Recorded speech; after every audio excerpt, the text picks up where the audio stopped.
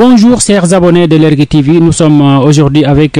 le secrétaire national des revendications et des négociations collectives du SAEMS, Monsieur Tamsir Bakhoum. Nous allons parler aujourd'hui de ce qui s'est passé au lycée El Malick Sy donc de Thiès. 26 élèves ont été interpellés puis donc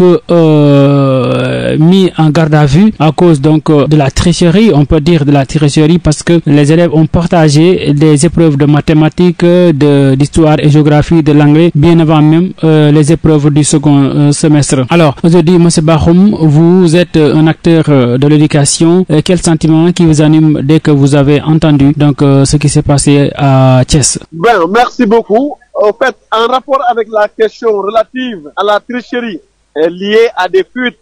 d'épreuves de l'Académie de Thiès pour les compositions du second semestre, nous n'avons pas encore été en contact avec nos responsables de Thiès, mais nous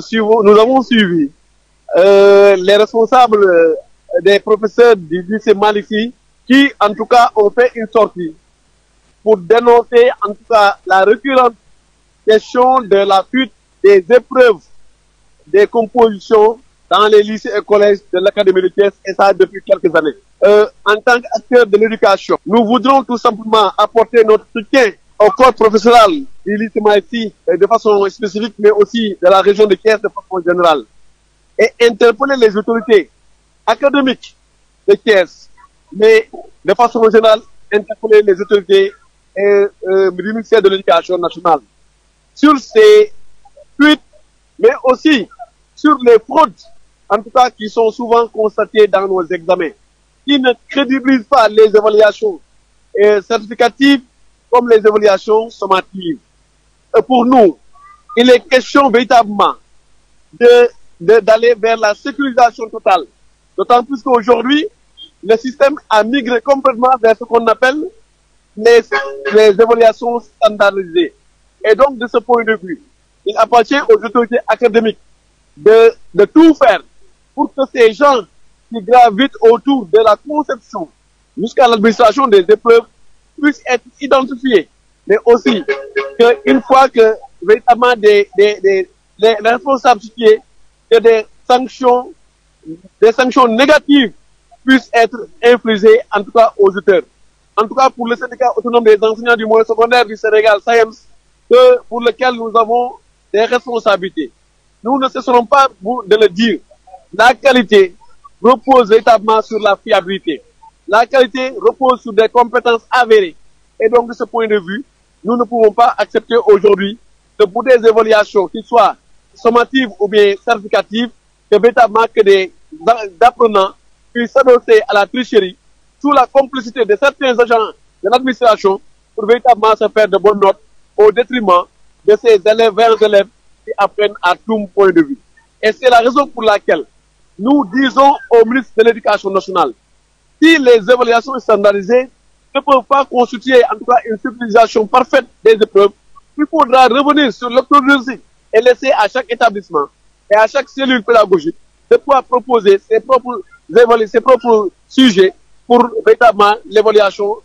interne de leur établissement. Alors mbokk yi ñu ngi ak ki nga xamante ni moom mooy secrétaire national ñu dénk ko lépp lu jëm si wàllu revendication négociation si kuréel gi di SAEMS di Tamsir Bakhoum ñu nar a waxtaan ak moom nag ci li nga xamante ni moom moo xew sa diwaanu Thiès rawatina ci lycée bu El Malick Sy foofee nag ñaar fukk ak juróom-benn élèves la ñu teg loxo ginnaaw nag bi ñu gisee ne dafa am ab fuite ci épreuve yi ñeel wàllu mathématique, histoire, géographie, anglais ñu doon passante li nga xamante ni moom moo di épreuve yi tey monsieur Bakhoum dégg ngeen xibaar bi yéen ñi nga xamante ni yéen a nekk ci wàll wi lan la leen def ak lan tamit ngeen ci wax. waaw ñun li ñuy wax rek dafa am la nga xamante ne xew na Thiès mu nekk la nga xamante ne ay fuite la maanaam épreuve yi ñu waroon administrer xale yi ci composition second semestre yi dafa am ñaari lycée te lycée bi ci gën a mag muy lycée Malick Sy ñu gisee suñu naataango yu nekk foofu génn nañ di naqarlu li nga xamante ne xew na ci li nga xamante ne moom mooy épreuve yooyu nga xamante ne épreuve yi bala ñu koy joxe xale yi dañ koo jot bañ ñun nag li ci suñu taxawaay rek mooy que épreuve yooyu xale yi buñ ci jotee dafa am ay nit ñi nga xamante ne ñu ngi ci administration ñoom ñoo ne complice ba xale yooyu mën cee jot ba nga xamante ne bés bi nga xamante ne xale yi war na leen defal épreuve yi am na xale yu bëri yoo xamante ne jotoon nañ épreuve yi loolu nag ñi nekk ci administration bi ñoom ñooy complice bi moo tax ñun syndicat autonome des enseignants du moyen secondaire li ñuy wax mooy que dañ situer responsabilité au delà ci ñaar fukki xale ak juróom yoo xam ne jàpp nañ leen dañu xool ci administration yi ñi nga xamante ne ñoom ñëpp dañuy liggéey ci épreuve yi këpp ci tax da yoon dal sa kaw di sanctionné sanction bi gën a ñaaw pour wane ne yow nekkoo exemple ci suñu système éducatif sénégalais la ca topp di wax ne xam nga tey boo seetee depuis ay at ginnaaw li nga xam ne mooy académie Thiès mbir yooyu dafa yàgg am te dafa tombante jamono yoo xamante ne ñun dañoo nekk ci li nga xam ne la ñuy wax évaluation standardisée mooy que dañu jël région bi yëpp